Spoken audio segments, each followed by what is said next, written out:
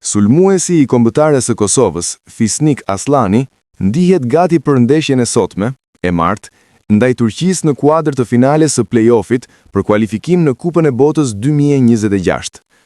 Kosova është nikojqire e Turqisë në ndeshjen e sotme, e cila është planifikuar të zhvillohet në stadiumin Fadil Vokri në Prishtinë me fillim nga ora 20:45.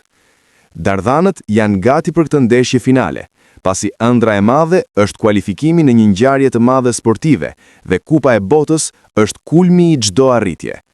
Njëri nga lojtarët më në formë dhe më vendimtar të Kosovës në kampanjën kualifikuese, padyshim ka qenë edhe Fisnik Aslani, i cili ka shënuar 3 gola. Dhe pikërisht Aslani është gati për ndeshjen e sotme, dhe këtë e ka treguar me një postim emocionues në profilin e tij në rrjetet sociale. Gati ka qenë shkrimi i shkurtër i Aslanit, i bërë me inteligjencë artificiale, postim i cili ka të bashkangjitur një fotografi të tij si i vogël, dorë për dore me legjendën e futbollit kosovar, Fadil Vokri.